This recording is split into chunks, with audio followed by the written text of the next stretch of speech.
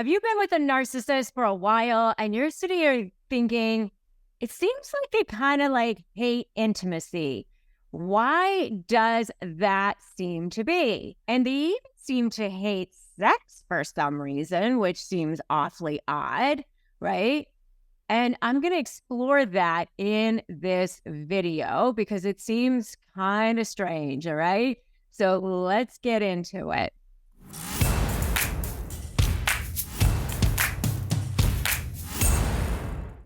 Hey, I'm Rebecca Zung, and we're going to be exploring why a narcissist hates intimacy in this video. So if you haven't subscribed, you should go ahead and do that now. Subscribe, hit that notification bell, and welcome here because we're diving deep into why a narcissist might hate intimacy. Well, first of all, they fear vulnerability. And while they appear confident, they harbor this intense fear of vulnerability. They don't want you to be close to them. And the reason why is that they don't want to be truly seen. They feel like, if they're truly seen, that you're going to see that scared little person inside of them because they very much work hard at having this facade of, that they are all powerful, all beautiful, they've got this window dressing that's going on. I always say they're like the hollow chocolate Easter bunnies. They look beautiful on the outside, but there's really nothing on the inside. And they don't want you to see that. So if you get too close, you're going to see what's happening there. And they don't want you to see that. I often always say that it's sort of like the Wizard of Oz, when there was like that beautiful Emerald City and you got really close and you oh my gosh, all this pomp and circumstance. And then you got really, even closer and you saw this big, huge head and the guy was like very, powerful and kind of scary. And then you got behind the curtain, it was this feeble little old man, right? And that's what's happening here. The narcissist actually grew out of trauma. There was a child who was exposed to trauma when they were a child, and their brain was exposed either through emotional neglect or through fear or whatever it was when they were children to a lot of fight or flight. And during that time, neurotransmitters, hormones came out of it, were emitted in their brains, and adrenaline, cortisol as a response to fear or they felt that should we fight? Should we, flee? And then what happened when it happens on a continuous basis, then it causes arrested development in the brain and the limbic system part of the brain. And when that happens, then while the prefrontal cortex part of the brain continues to develop, that thinking part of the brain continues to develop, the limbic system, the emotional center part of the brain, does not. And so when they're triggered, when they find themselves in situations where they feel like they need to be, back in survival mode because of situations such as, they might be exposed or, they might lose control or whatever it is, then they feel like they need to be vulnerable again, right? They need to have that emotional armor back up. And so they don't want people close to them. They're afraid of that vulnerability. So that's why they hate intimacy, because they're afraid, oh my God, somebody's going to see who I truly am and they might not like it. So they wear this emotional armor. They wear these walls around them because they're afraid if people see their true selves, that people are going to see perceived weaknesses.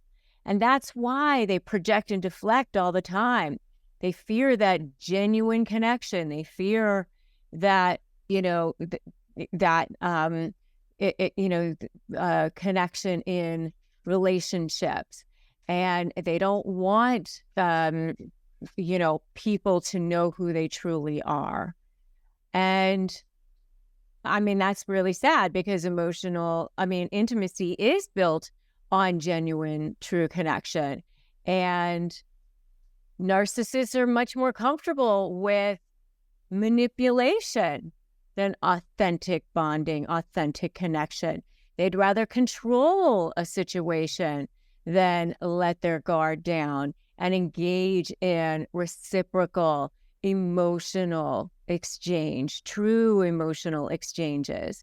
They don't have the ability to truly empathize with another person, right? And true empathy is the hallmark of a truly empathetic, feeling human being, a human being who has the ability to truly put themselves in the shoes of another person and really step into how another person might feel. And that is something that a narcissist truly doesn't have the ability to do.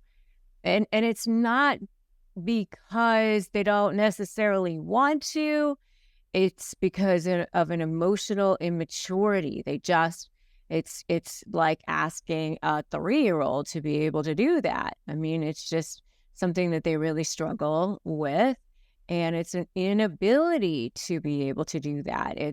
They cannot, they've not necessarily emotionally matured to that level. It's almost like, somebody who's has a really bad toothache and all they can see is their own pain because they're just struggling so much with their own pain, their own emptiness, their own shame, their own feelings of inadequacy inside. And yeah, you can feel sorry for them and you can feel, pain for them and you can feel your own sense of empathy for them. But, it's almost like touching something that's really hot or touching something that's really, really prickly. It doesn't mean that you're not going to get burned. It doesn't mean that you're not going to get, pricked yourself. So you got to be really, really careful about that and careful about how close you want to get to that, because you will also get hurt. You will also feel that pain. Hurt people do hurt people. So, and they do prey upon people who have, leaky boundaries, who have difficulty with their own trauma.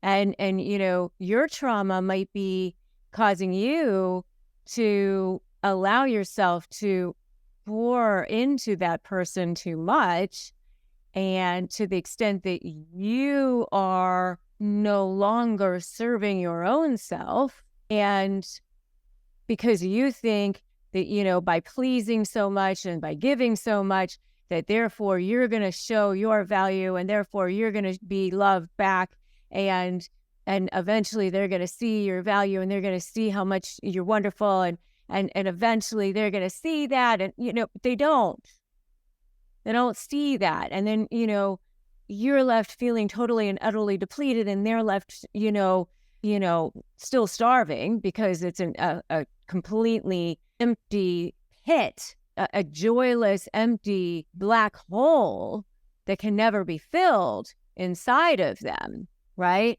So one can never be fed, and you are left completely and utterly depleted, and so you're never going to get where you want to go with that. And so because of that, that's why a narcissist hates intimacy. And if you need additional support, by the way, make sure that you get that through whatever channels you need to get that through. And I have phrases for disarming narcissists, which you can get at disarmthenarc.com. And I would recommend that you get those to help you. You have something to say when you are dealing with a narcissist, and make sure that you also go get support and help that you need. We have a support group Narcissist Negotiators with Rebecca Zung. Make sure you join that. And also, if you need additional help and support, I have a sponsor on this channel. If you don't have your own access to therapy, you can get access there, which is betterhelp.com/Rebecca Zung. And, get the help and support that you need. We just want you to have access to help and support that you need, resources that you trust. All right. So the next video that I want you to watch is how narcissists train you to suppress. But before you go there, if you found this helpful, make sure you like it. Make sure you subscribe to this channel. And as we conclude our exploration into why narcissists detest intimacy, remember that you are so valuable. They didn't attach themselves to you because you had so little value. They attached themselves to you because you have so much. They don't detest intimacy because it has anything to do with you. It has all to do with them. So you cannot take it personally, right? It has to do with them, and their fear has nothing to do with you. All right. So, stay engaged, stay connected to this community by making sure that you have subscribed here, you have hit that notification bell. You are valuable. Don't forget that. Remember, today's a great day to start negotiating your best life. And until next time, we'll see you, and we'll know that you're here, and we'll be right here rooting for you and supporting you. And we'll definitely see you in that next video, how narcissist trains you to suppress. All right? We're here for you. See you soon.